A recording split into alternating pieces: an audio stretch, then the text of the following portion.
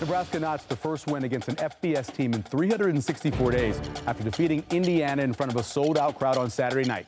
Improved defense and help from the special teams lifted the Huskers over the Hoosiers on homecoming. Can Big Red build momentum off the victory?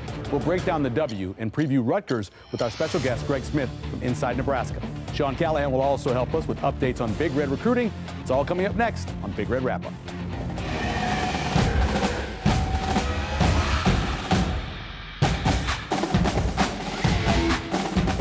Hi, everyone. I'm Michael Severe, and welcome to Big Red Wrap-Up on Nebraska Public Media. Coach Joseph gets his first win as interim coach at the University of Nebraska, and we're going to talk about it with excitement. Joining me, former Huskers Jay Moore and Damon Benning. The locker room, we're gonna play it later, but I get chills, man. Just watching that and how much Trev was involved in it, that was just really cool to see. It is, because those kids have been through a lot. Oh, yeah. I mean, you get your head coach fired just a few weeks prior, your defensive coordinator gets fired. You know, there's not a lot to hang your hat on so far in this football season. And for them to fight, commit to some changes, you know, and really approach it with an open mind and not throw in the towel. Because I think at this point in the season, it could have easily been done to say, you know what, this just ain't in the cards this year. And you do your thing. You know, it's easy to think about life, you know, your move after football. Some guys want to, you know, make that move professionally or whatever it is. And for them to commit to it, you know, take what has happened those first 4 games and put it over here and say, okay, this is our 8-game season right now. We're going to commit to this. We're going to commit to practicing better, playing more physical. We're going to clean some stuff up schematically. And the best part about it is to get a win, so it helps validate things. Yeah. So that's the biggest thing I take away from it is they change some things, practice better, practice smarter, practice more physically, and they get a win to validate it all. So now it makes it more worth, you know, it makes all those changes, you know, you can commit to more of that. You can commit to practicing that much better every week and try to get that much better and see how the rest, you know, these next 7 games shake out. Like Mickey said, he gives you something to talk about after church. Yeah, historically, you know, the last couple of years, Nebraska would have lost that game. Yeah. 12 penalties, you're -1 in turnovers again. It's the first time they've won being minus in turnovers in I don't know how long. And, you know, so you got to feel good about your ability to overcome. And, you know, and they pulled a couple of guys that weren't playing well, too. So it kind of blends in with the theme that the next man up mentality, and they're going to compete and do things the right way, or there's consequences. So accountability. I like the whole accountability piece and the clarity of message. That's the big thing that I take away from this one. Of course, you're also a very important part of the show. We want to hear from you. Our friends from the University of Nebraska's College of Journalism and Mass Comm are here to answer your questions tonight. While they wait, of course, they're enjoying some Valentino's pizza. Let's get them to work. Our sports intern, Sam, is here managing the call center. Hey, Sam.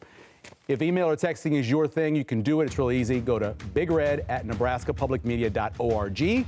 Of course, our eyes are also on social media tonight, so send us your comments or questions on Facebook and Twitter.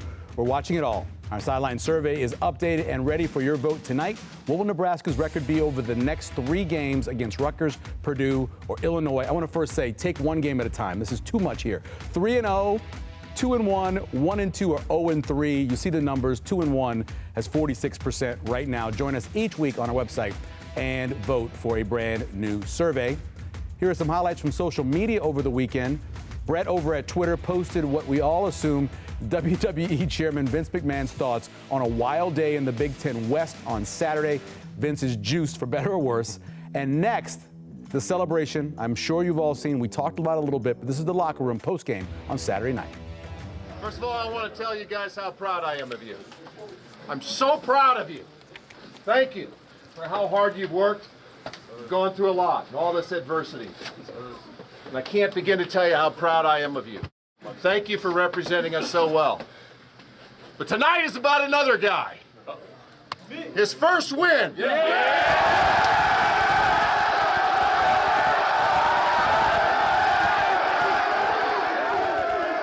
is obviously about the game and the win and everything, but I say this all the time to you.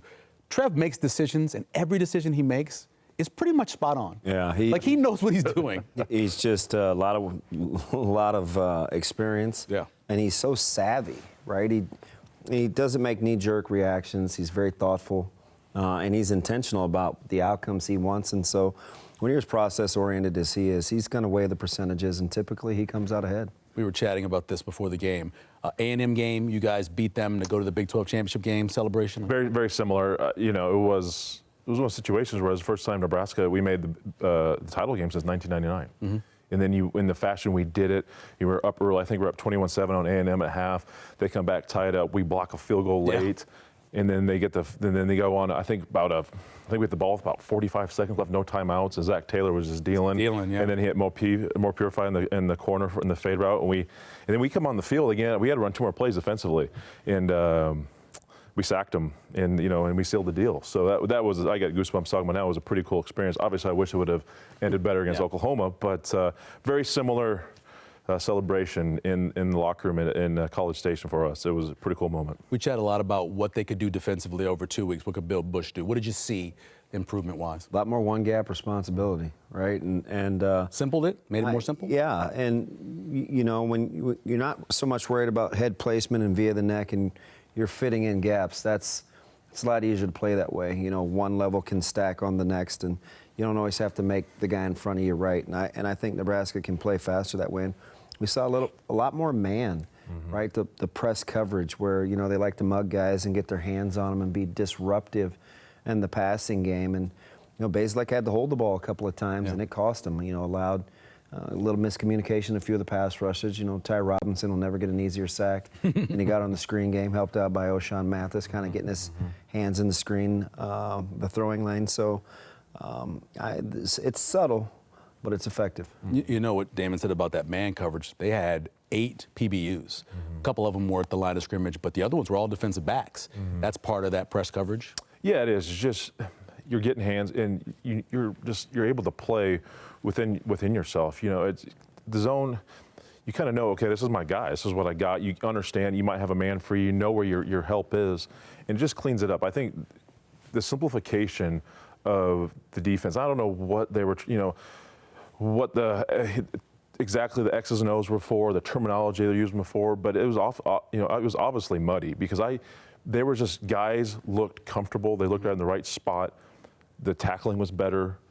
They were only out there for 60-some snaps, I think. So that actually helped. 7 3-and-outs. Yeah, so that was 2 and 5. That helped played a major role in the second half.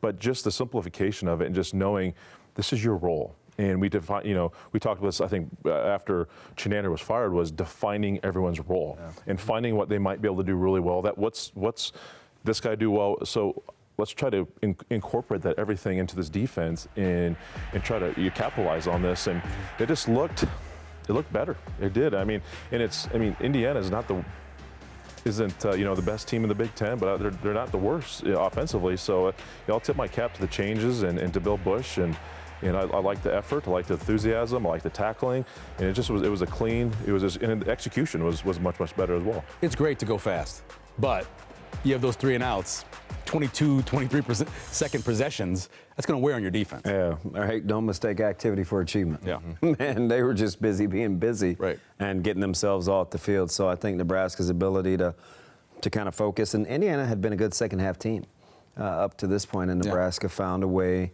to kind of close the door after the half and really put their foot on the gas. But when you only give up 67 yards rushing, you give yourself a chance to win a lot of football games. Coach Joseph said that the referee knew his name, but he still called a lot of penalties against him.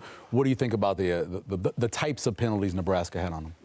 Some were very ticky-tack, in my opinion. I think the holding on, what's help me out, 49, the tight end. Berkshire. That one, I've been held way worse, and that's never been called. Yeah. The penalty on Corcoran, and we were talking this before coming on set. It wasn't even him that threw him off the guy. It was Trey Palmer.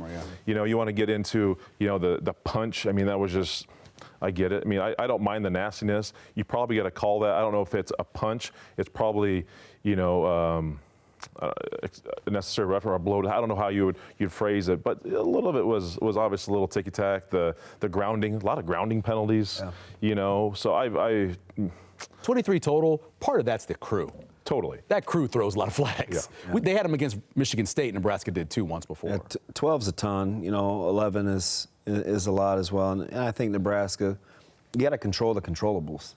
And I think that's one thing that they'll work on this week before they head to Piscataway is, hand placement, keeping control of your emotions, things like that. That's controlling the controllables. There were three major turning points in the game. Obviously, the punt return, Trey Palmer's catch, but also Chuba Purdy coming in down to that end of the field, taking that safety, and the ball comes out, then it's a touchdown. What'd you think about bringing him in when they did? Yeah, I felt like, so there's some good with some bad, right? You want consequences for standards that you have set for play, and Casey Thompson wasn't meeting those standards, right? I mean, you're on the field and your shoulder's ailing you a little bit, and for your troubles, you get chewed out when you get to the sideline because I think they felt like he held the ball too long. And it's a tough place for Purdy to come in and play, but he's got to have a little more pocket awareness than that, and that clock's ticking. It's not ideal to come in under the shadows of your own goalposts, but I do like the fact that Nebraska held firm to keep people accountable. And listen, offensive line, you got to know where you're at on the field, and it's a little too civvy for me. Some people like Collender, some like Strainers. That's a little too civ-like right there. Yeah, well, you had Grant and Benhart there, and nobody touched him. It's the second or third time this year that those two have not been on the same page with inside, outside, chip, help, whatever it is, they've got to get that short up. Yeah, it was just number 4 you saw there. Essentially, we call that a pressure rush. He knew Grant wasn't coming out, probably had a man-to-man situation, so he saw him step in pass protection. It was a delayed, boom, he stepped out to help Benhart, and then 4 comes up, and they both, obviously whiff.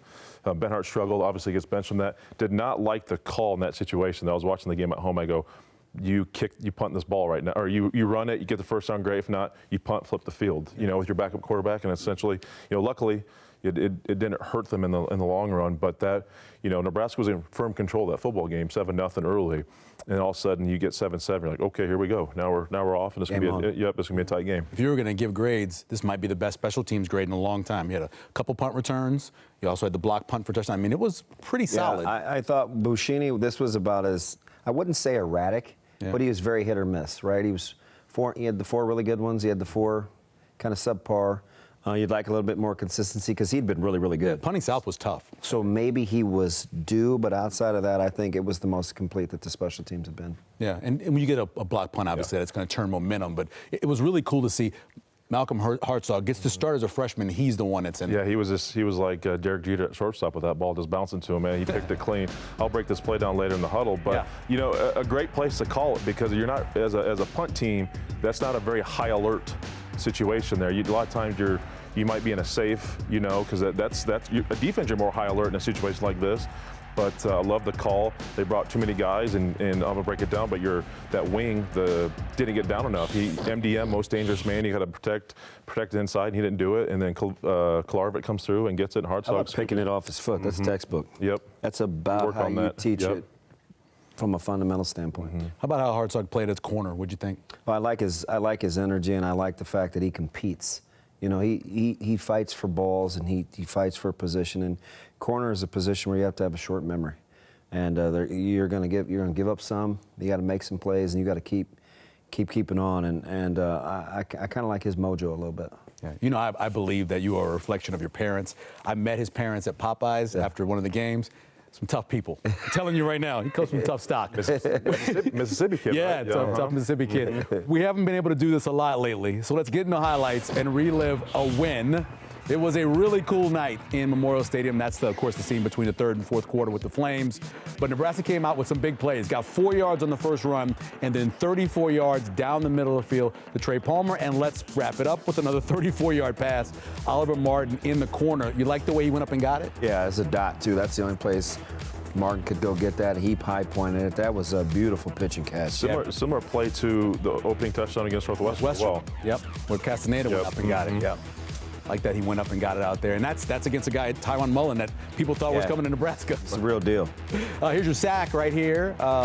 Again, Garrett Nelson with 2 sacks on the day. I think he had 3 total pressures during the game as well, so he had a nice day. Going into the second quarter, this is the play we've been talking about. What did you see in terms of what they're supposed to pick up with that rusher? It's inside out, right? Do you stay big on big? I would like to have seen Benhart stay inside, let Grant pick up the blitz to the outside. They have miscommunication, and they both come free. And then you have here's your replay again. I don't know, a hole on the ball. First of all, take the big on big, right? You got to stay Bob protected. Oh yeah, you got to stay inside out, right? I mean, you got to know quickest point from one point to the other is point A to point B, and straight line, you know. Got to make the outside guy go farther. Yep. Here's Bazelak dropping back to pass, and one of those PBUs I was talking about, Malcolm Hartzog makes the play here. He's a real aggressive guy. Here's the pump block we were talking about. It just a really good strategy the way they did it. But yeah, it was just. I mean, they brought more guys. In Nebraska, got 5. They had 4. They slid one of the personal protectors over to the left, and it freed up a straight lane for Kolarvik. I don't believe that was the correct protection, do you? No, he should have right stayed right because they were short. He went left. They were short a guy. They paid the price. Numbers. It's always about the numbers. And that's huge for Nebraska to go up 14-7 there. And then Anthony Grant, his best run of the day, 32 carries, DB. You ever have 32 carries in the game? No, not in college. But I'll tell you one thing. He's got to be a lot more patient in the hole. He's doing too much. He's working way too hard. Yeah, and they kind of talked about that right at halftime. They had to fix it. He just wasn't seeing it, as Coach Joseph said. There's your touchdown right there. Jack Yant gets the touchdown. Nebraska goes up 21-7, and you're feeling really good right now. And with about 6 minutes left, this was the one time I thought the defense just couldn't get lined up very well. A little tempo issues, you know. They're going to start. They go, you know, high speed, and you're going to have this, man. They're on scholarship too. They're going to make some plays. But I love the adjustments they're able to make the second half. This is by far the worst the defense looked all game late in the second half. But they get the halftime, make some changes, and clean it up. That was passes of 28, 15, and 13 to make it 21-14. And then they give up one of the biggest runs of the day, only 67 total yards rushing after taking the sack yards off for Indiana. But that was the biggest run right there. And then Bazelak again making the play here on the slant. And this is one of those things where at the end of the half, it'd been nice to be able to get this stop or at least force a field goal. Right, got to blow your neck here a little bit. Easy to kind of be in your feelings a little bit, but you got a chance to get a stop and make them snap it again. Not a lot happened in the third quarter in this game. At one point, we were kind of standing around going, something happened, and Casey Thompson makes it happen with this throw to Trey Palmer. Yeah, really good ball. He brought him a little inside, but you know what? Palmer just went and made a play. He's making a living along the hash, running those little skinny posts, and he knows how to go get it. I think, DB, he doesn't look like he's as fast as he is. No, he is a glider. Yeah. I completely agree. He is a glider, a very smooth runner. Yeah, I think those guys, they get up and they're on their heels, all of a sudden they're like, wait, he just ran by me, and not expecting that. We mentioned earlier, Casey Thompson, pretty good on the day, 18 of 27, 270, had the 2 touchdowns, of course, the interception down on the goal line after Nebraska got the interception. But then they ran the clock up. This was great. Nice fourth quarter, this drive, putting away. They're really grinding on him early. And QB run game never fails, right? When they sprinkle it in, it seems to be hitting at a high success rate.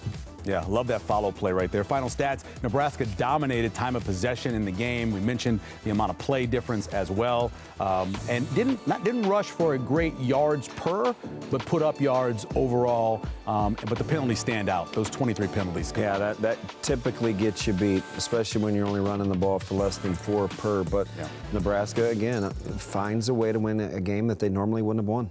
Now it's time to break down a few plays from Saturday's game. Let's join Jay Moore, who's inside the huddle. All right, we talked about the punt play, the block punt by Kolarvik earlier. I'm going to kind of break this one down here for you guys. I've been on the punt team, did it for many, many years. So you always have a guy. You always block inside out. You know, you don't want that straight line, point A to point B. You do not want that. But this is a simple numbers issue we discussed. So as this would be a guard, he should have blocked down. I call that the tackle. He should have blocked down. And this wing should have blocked down a Kolarvik, but he doesn't.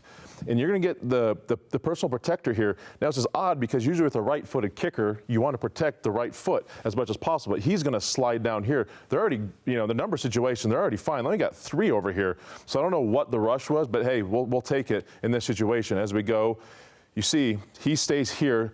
He slides over. Kolarvik has a straight line right to the punter. Gets it, great technique, and Hartzog's right there for the scoop and score. Great composure. A lot of freshmen might have, fumbled this, might have just fell on it, but he's able to scoop and score and take it to the house for the first block punt since 2009 for Nebraska. Now next, let's look at this play that we hit for Trey Palmer. As we say, they're bringing the motion, Marcus Washington into a twins, a little 2x2 look, and we have Palmer in the slot, and as DB already said, he's making a killing inside the hash. So as he hit play here, he's going to give almost a double move, like looking inside, like he might try to hit a drag or settle down here inside the zone, but he doesn't. A good pocket finally for Casey, and he is just going to, like Mickey Joseph said in the post game, You just hit your back foot and try to throw it as far as you can, and Trey will go get it. And that's exactly what he does. He throws this thing from about the 20, and you always hear the phrase, if you're even, I'm leaving. He had some steps on him too, but Trey, sneaky, now can go and just on the money, catches it in stride, momentum back to Nebraska, and help seal this win.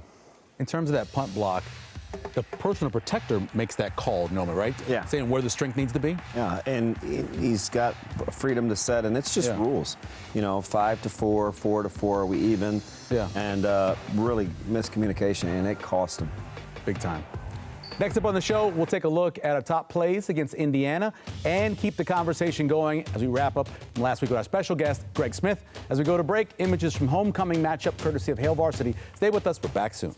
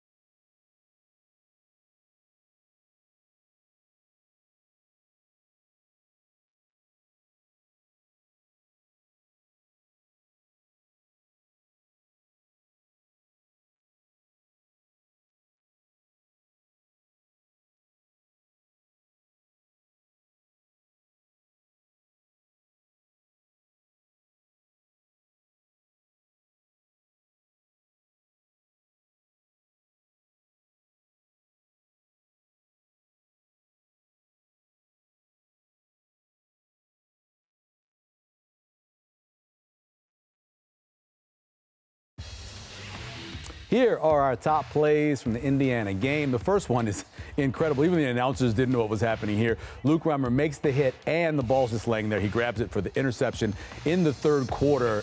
Great instincts. He just has great instincts. Yeah, good job not getting a targeting call there, staying low. That was one that easily could have been a headshot. And then Casey Thompson, 71-yard bomb to Trey Palmer. I actually would have put this the number one, but I don't vote. I don't get that. But pretty big play right there to put Nebraska up and really kind of turn the game around. But also the block punt, the scoop and score. First time since 2009 for this to happen. And it's something that Mickey Joseph said a couple times in these last couple of weeks. Wanted to see plays happen on special teams, and he gets a touchdown on special teams. We're pleased now to be joined by our guest, Greg Smith from Inside Nebraska. Greg, we appreciate it. Thanks for being here. How you doing? Thank you guys for having me. Doing well. Talking after a win, right? You can't beat that. There's not a lot of those. So you picked a good week to be on.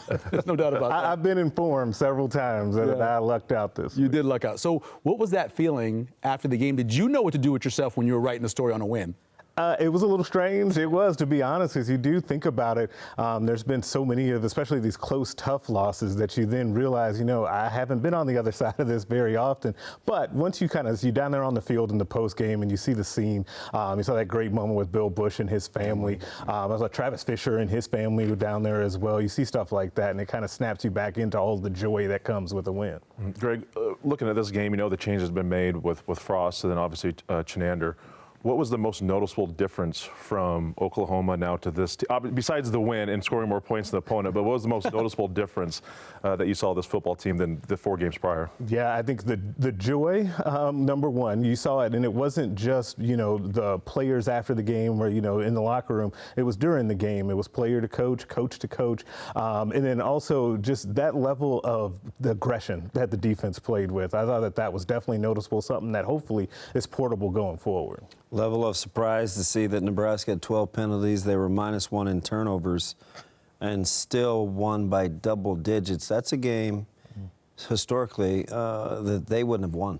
Yeah, big level of surprise on that one, because you just look at the numbers. It can't be, your odds can't be good of winning a game like that. Luckily, they're penalized heavily on the other side as well. You hit a couple of big plays, including that pump block to really flip things, and that kind of ends up helping you out on that side, but big level of surprise on that. You can really see the team rallying around the assistant coaches. You mentioned the Bush situation. You mentioned, Mickey Joseph in the locker room.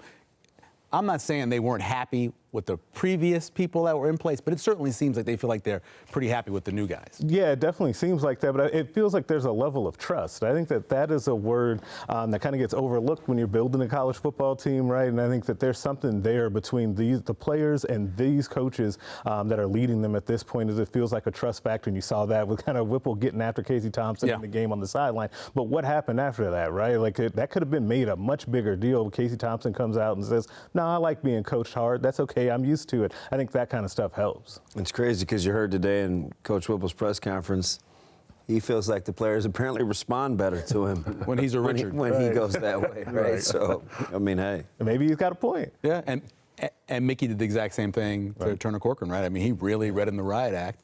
And then as he was walking off, I think he might have said, it'll be all right. Kind of like that. You love him, you meet him, but then you love at the same time. You got to give a little sugar, too, if you're going to, when you get in them. You got to coach them hard and love them hard. Yeah. You got to know when to. Coach McBride always said, you got to know when to kick him in the butt, and also when to give him a hug.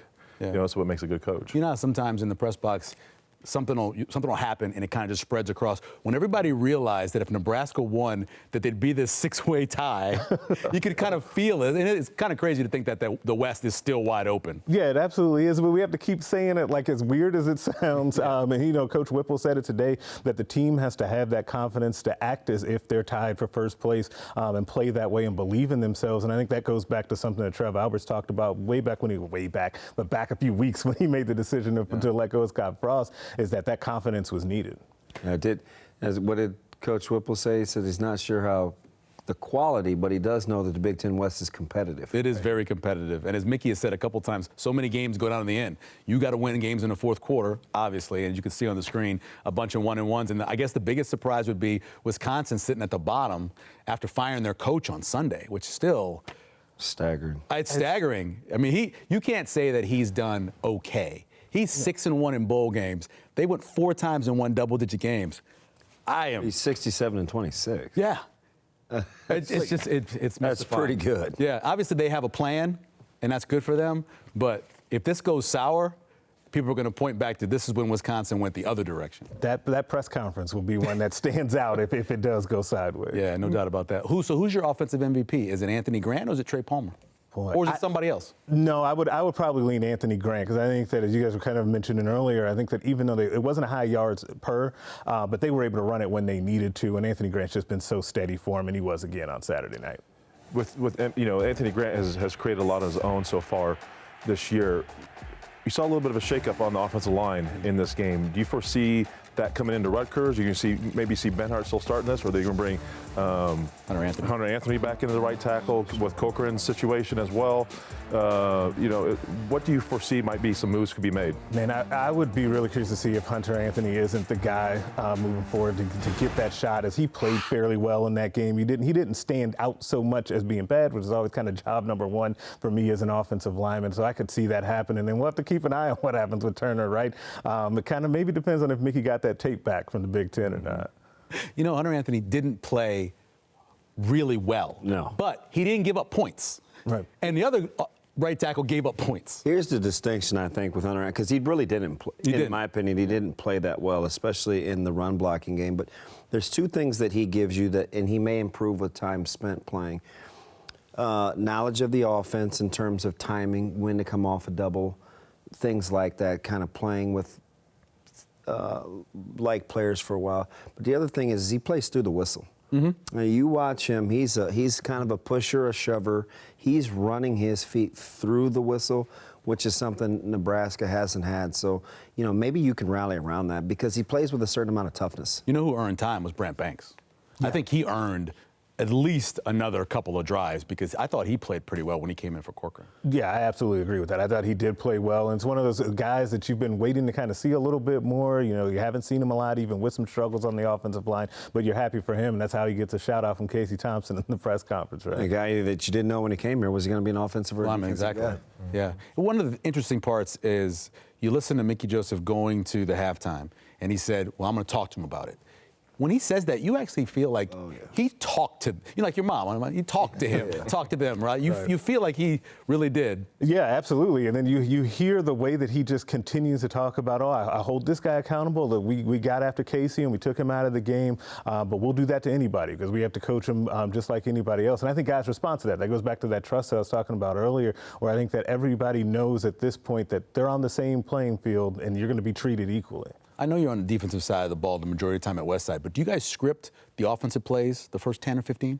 No, well, we know how we're going to start the series, right? And obviously a 3rd and long versus 3rd and short versus getting the first down may kind of tinker with that, but we know the first handful of plays that we want to run, and certainly within that first series. Well, you see Nebraska, each game, they're going out there and getting the touchdown, but then you see them struggling. Do they need to script more plays? Yeah, it's interesting. I had asked a couple guys. We got a crack statistician that I use on social media, Eric, and Nebraska had scored in the first, and they're averaging 2.9 more possessions after the initial score of the game or the second half, which is kind of alarming. That's almost 3 more possessions before you score any more points after you score at the beginning of one of the first 2 halves. I felt like that lets me know that not only do other teams have dry erase boards and markers too, that Nebraska's got to be able to construct an offense versus more of just plays, right? Offensively, what does it look like versus just being able to scheme plays up? Greg, one of the things that Casey Thompson talked about was they have plays in there for the other quarterbacks, Logan Smothers, right, to come in. Chubba Purdy, would you like to see some run-based stuff, maybe bringing in Logan? Man, it's tough. I know the easy answer is to say yes, and I know people are clamoring for that. I would prefer they didn't, provided they actually get more running back run game going consistently. So I'll put the caveat on there, but I would like to see them just get better at executing that base offense versus needing something else to supplement that group. But 32 runs carries by Anthony Grant, though, on Saturday. I thought Gabe Irvin actually came in and gave him a little bit of a smart. He runs hard, if nothing else. He does. I'm pretty happy with Coach Applewhite. I think he's a guy that I was a big fan of when he first got to campus, and those guys do run with purpose. I think it's just Nebraska's going to find out. I like kind of what Jay said because he's talking about commitment.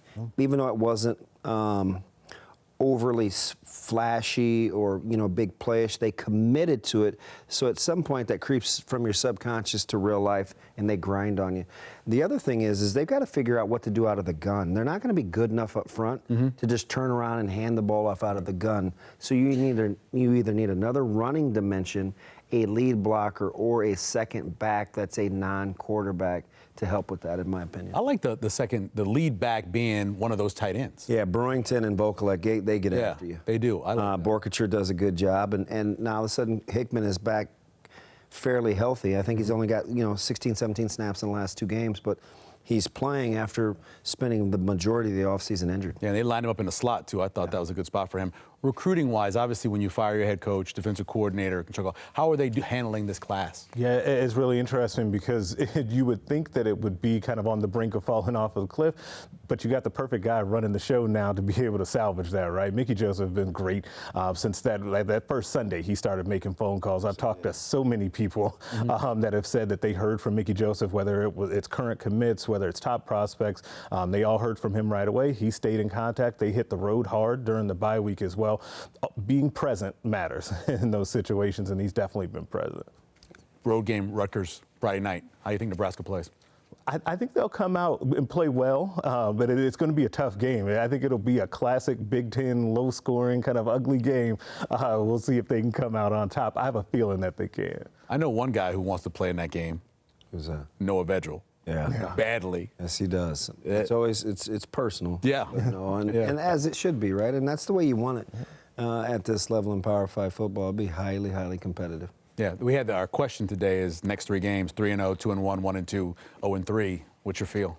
Man, I'm with you on one game at a time, please. Go 1-0. How many times did Mickey say that? Right, go Rutgers. Don't get too far ahead of yourself. But I would say 2-1 if I was voting in the poll, because I just feel like it's tough to see them continue and just run a table in a little stretch here. So 2-1, I think, is the safe answer on that one. But 1-0 is the real answer. What's the one loss? If it's 2-1. Boy, I'm going to go Purdue. Really? Yeah. Okay. Because Illinois actually looks tough. They do. They punch took you it in to the face. Wisconsin. Yeah, they do. Yeah, it looks like Wisconsin, exactly. Yeah, And for all intents and purposes, they took it to Indiana too, but Indiana found a way to win that game. Right. That one was in the opener, so there isn't as much resolve built up yet. So had they played that game again, I probably would take Illinois. That was a weird game. 'Cause at the end, you're like, Indiana won that? Yeah. Like, thinking back. So, Greg, we really appreciate it. Thanks for coming in, man. Thank you, guys. All right. Hey, coming up next, it's time to look back at the players of the game for Indiana. Of course, Trey Palmer and his big-time playmaking on the offensive side of the ball is our first player. Not a surprise, the plays that he made. And then also, Malcolm Hartzog, your Big Ten Freshman of the Week, is our second player of the game. Congratulations to both those young men. It's time to take another break. When we come back, Sean Callahan will join us to discuss the latest recruiting updates. But first, another look at the images from last Saturday's win, courtesy of Hail Varsity.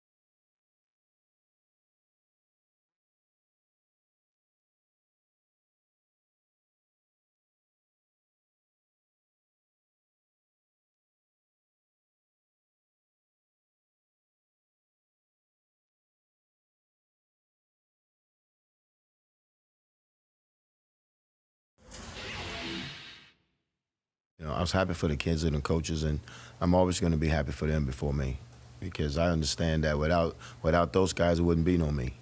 So it was a great accomplishment, but it was a great accomplishment for the entire athletic department, the entire university, the entire state.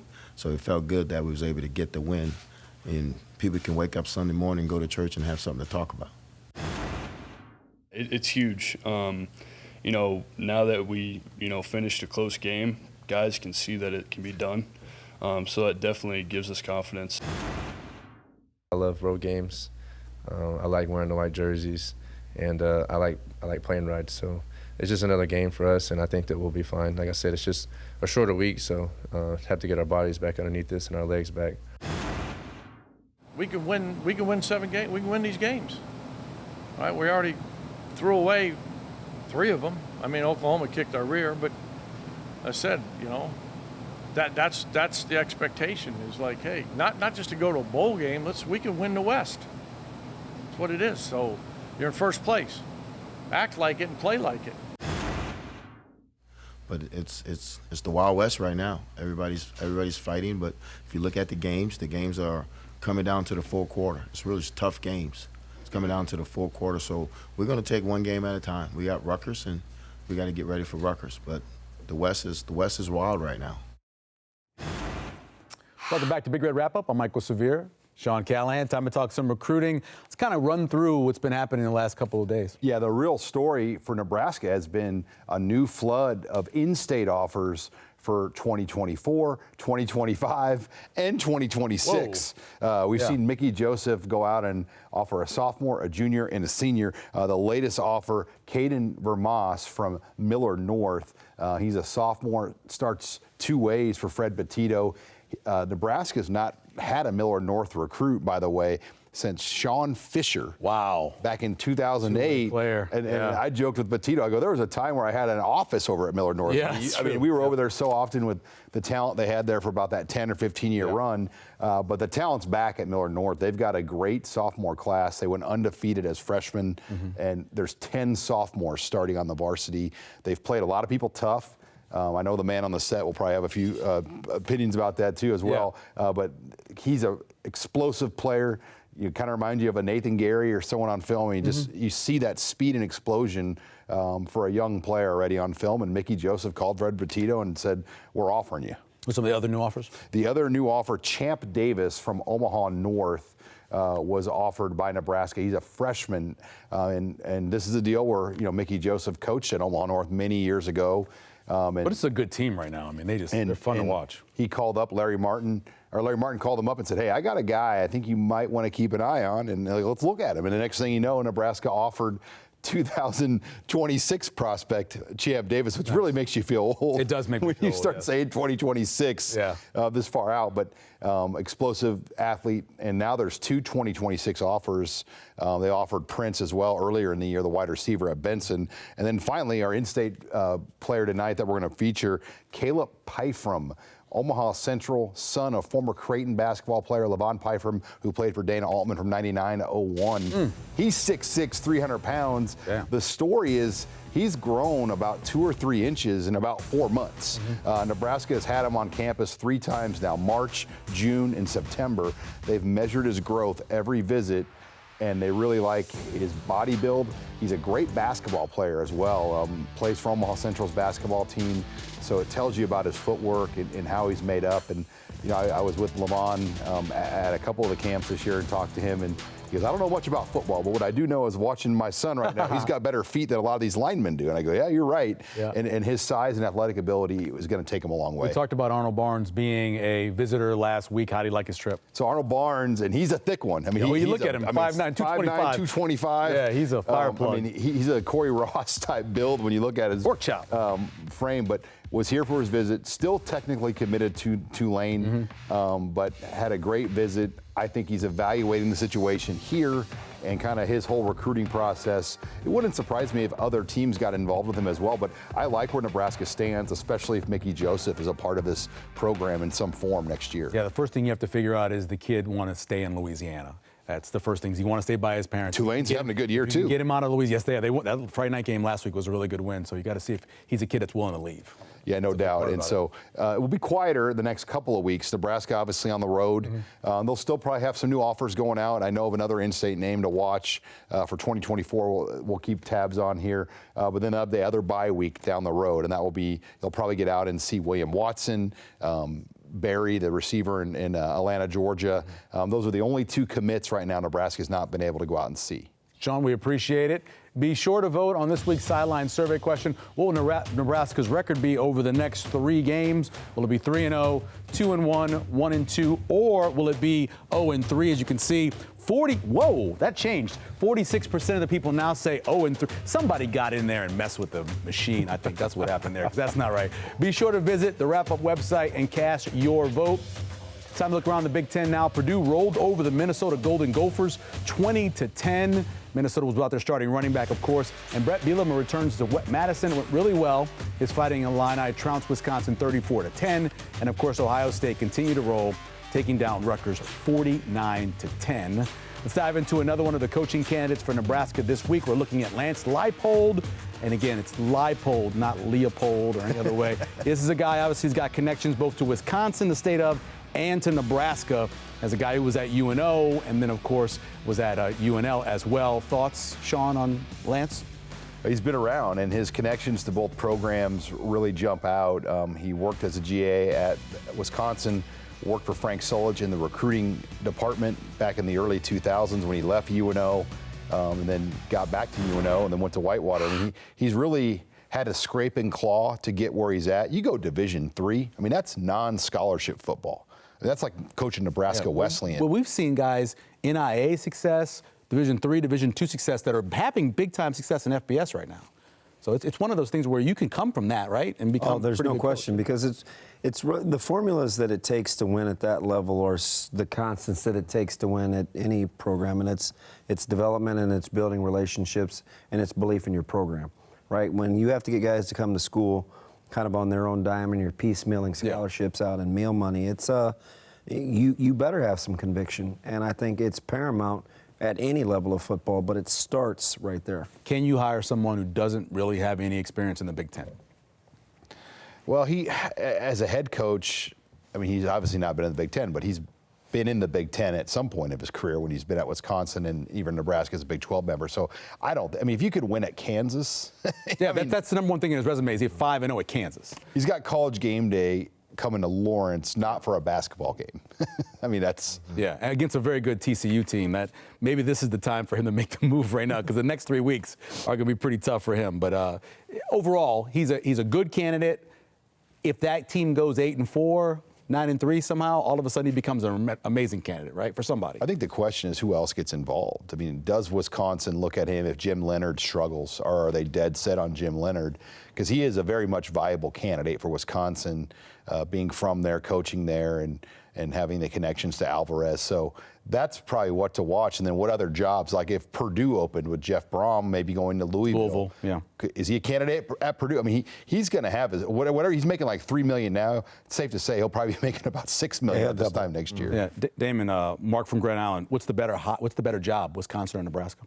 I like Nebraska, all biased aside. I think outside of the state population, Nebraska has the majority of the advantages, and they've been able to sustain the momentum with the athletic department, kind of the vision, the consistency that I think Trev's going to provide. I think it's a slight advantage to Nebraska.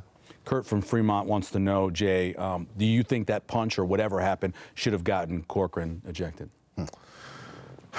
No.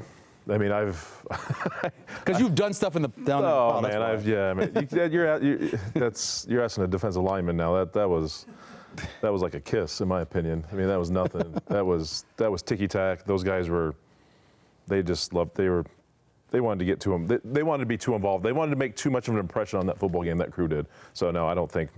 It wasn't a flag in my humble opinion. James by email says, and we've kind of had this question a little bit before, can you spend some time discussing with your panel of experts, that's you guys, about strength and conditioning program, player development? How are you seeing that as this season's going along now? They've changed head coaches and defensive coordinators. I mean, it's really hard if you're not in there every day, seeing what they're doing, what they're eating. I mean, I think if things are going well, it's all going well. But if things are struggling, sure, you can question it. But the bottom line is Nebraska hasn't developed well on the lines, or they haven't recruited well, or is it a combination of both? I don't think it's, in my opinion, I don't think it's a strength conditioning issue. I think it's Monday through Thursday issue and how they practice. You take it light in the middle of the week, and you're going to practice like you play. You're going to practice soft. You're going to play soft. And I think they finally saw a somewhat physical football team because they practiced a little more physical. They got after it a little bit. So I think Duval does a good job. I think the kids are all into what he does, and but you have to get. You can't. This isn't NFL.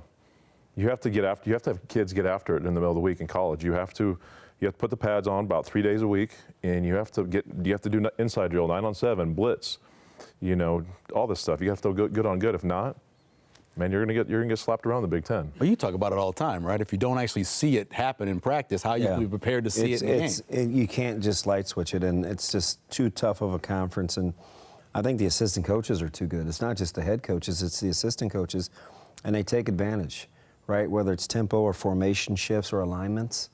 Like, people see that, and when you don't see the live work and get to rep it full speed, it is very difficult to adjust on the fly. John from Facebook, Sean, would you like to see more of Logan Smothers opposed to seeing Chubba Purdy come in the game?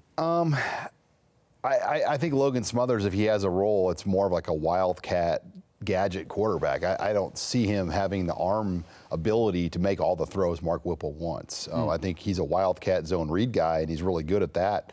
But no, I don't like the idea of just bringing in a guy to bring in a guy. I think Casey's pretty good, and they got to keep rolling with him because he's got the ability to make all the throws as long as he's got the protection, and that's a big if. But they need Anthony Grant to run it like he has the last few weeks. One of the big concerns has been kind of the connection between the Metro and the folks in Lincoln. Do you think that's gotten better? Has it improved this season? Oh, I absolutely think so. Now, he talked about Champ Davis getting the offer, and his brother PJ was at Central, and he was kind of a prized, 8th grader coming out with high schools, and with Prince at Benson, and just Pyfrom's at Central. I mean, that's legitimate, and I think those guys are young, and it shows you that there's interest. Mickey spent time at Bryan and Benson, and it's not just the West Side, the Bellevue West, the Preps, the Gretnas, right? I mean, it's everybody involved, and I think they've more than made strides. I know Caleb, my kiddo, and his sphere of influence, they absolutely think Nebraska's had an impact in the Metro. Yeah, when's the last time a Nebraska coach has gone to a Bryan versus Benson type game? I mean, that is way off the path of what you would typically see. I mean, they were sending postcards from Ireland. Yeah. I mean, that's showing you care. That's legit. Right. I haven't seen this kid play in person yet, but the quarterback for North, is he an athlete that could play somewhere? I know he's not maybe tall enough to be the quarterback. Yeah, he's still growing, but he can spin it. Yeah, he can. He can really throw the ball. He is a really good natural thrower of the football, and we'll see how big he gets. I want to see him in person. He's a national 7-on-7 talent. But he can spin the football. Circo's a good player. Interesting. Let's talk about Rutgers a little bit. We talked about it in our prediction. It's a physical team. They've done a really good job of stopping the run. What do you think about this team heading into Friday night? I think Nebraska's got to figure out how to block Rutgers up front. That front seven will be a handful for Nebraska. Rutgers is very stingy on the ground, and Nebraska, if they're going to show patience and commit to the run game, something will have to give. We'll see if it happens a little late in the game as opposed to early. Yeah, this team just embodies Schiano's mentality. Yep. Yeah, he's a good coach. Yeah, he's really good. His defensive mind, hard nose. They play good defensive football. Even after giving up 49 points against Ohio State, their defensive this past week, their still pretty good. They're still really good. And I know their strength of schedule isn't up there yet, but they are a tough physical football team. They're a beat-up football team as well. So see how they can bounce back from those injuries in a short week. And it's also the mindset coming off of a loss versus a team coming off a win. Are they more hungry coming off of a loss, or are they feeling sorry for themselves? Or does a team like Nebraska finally get to win? Is there a little complacency, even though they've struggled? So it's interesting just to see how this shakes out in a matter of 5 days. You're feeling Rutgers? Has Aaron Crookshanks, by the way, played college football for 20 years? He was at Wisconsin like 6 years ago. I mean, number one, but Noah Vedral. He's suspended for the first half of the game. For the punter incident. Yep. Noah Vedral, the thing to watch there is his thumb. He played 4 snaps last week, all Wildcat. I think that's probably where we'll see him if he plays in this game, is a limited running role, because it's hard for him to spin the ball. And so for Noah, that's going to be a tough storyline if he can't play, because he played like 1,200 snaps for Schiano the previous 2 years, and not being able to get any snaps against Nebraska, that's really tough. But to me, this is a Whipple versus Schiano game. I like the matchup for Nebraska's defense, because I don't think Rutgers has a great offense. All right. Real quick, a couple different people have asked this question, but what's the latest with Thomas Fidone?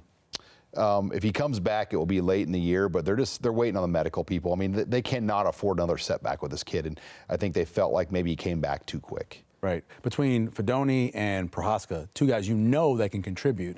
but you haven't really had those guys. And those are big pickups for Nebraska. Yeah, they were. And I think people, they kind of took Teddy for granted, and he got off to the good start, and I felt like he came back too early. You know, I was kind of imploring patience with him and getting his confidence back, and it'll be like getting 2 brand new players in a recruiting class when those guys get healthy. I don't want to put words in your mouth, but I think you've been kind of hard a little bit on Ty Robinson and some of the stuff. Did you see him play? Did you see him playing?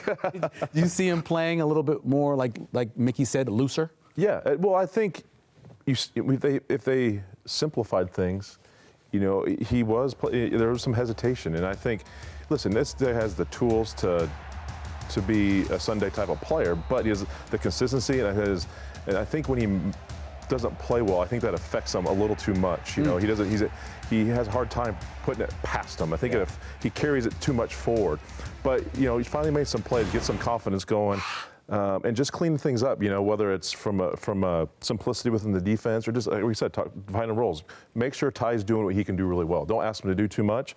And it's a little mix of everything, and we finally saw him step up and make some plays. Such an underrated thing, being able to flush it. You gotta just flush it. I think it's huge. I mean, I think the ability to have success and high competitive things basically boils down to staying in the moment. I really do. Two like-minded people going at it.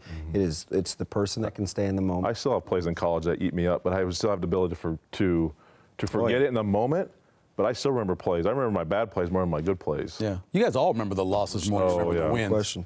It's always that way. I remember asking Eric Crouch once his favorite play, and he goes, I can't remember my favorite play, but I guarantee that fumble I had against Texas that cost us the home winning streak is my worst. He's still mad about that years later. So let's get into our burning questions. Sean, why don't you go first? Can Nebraska make it 2 in a row? We've seen how great Lincoln, Nebraska is on a winning week. We haven't had very many of these winning weeks, and it feels like, you know, a whole new city with a win. Can the players carry that momentum, get 2 in a row, which obviously hasn't happened in the Big Ten in a while? Has the ink dried? Now, a lot of people may not read the newspaper, but if you are Nebraska coming off a win, can you put it behind you and make one game to put the good stuff down, get back to business? Can you? Has the ink dried? Yep. Stack them. Can you stack consecutive performances? But can they take what they did in the last couple of weeks and increase it that much, just a little bit, to get just a little bit better? And I think if they can, they'll be all right on Friday night. He was the freshman of the week in the Big Ten. Malcolm Hartzog went out there and played really well in his first game. Can he back it up and play well in the second game? Because I think he was really critical out there. Don't forget, of course, always to head to our website and Facebook page and click on the prediction. Jay, Damon, and I will tell you exactly what to expect on Saturday. The Huskers hit the road for the first time since coming back from Ireland as they take on Rutgers, the Scarlet Knights, on Friday night. Kickoff is scheduled for 6 p.m. Central Time on the Big Ten Network. Next Tuesday, we'll be back to break down that Friday night game with our special guest, former Husker lineman Jeremiah Searles. Special thanks to Sean Callahan, Greg Smith, and our student volunteers in the call center for joining us tonight. For Jay Moore and Damon Benning, I'm Michael Severe. We'll see you next week on Big Red Wrap-Up.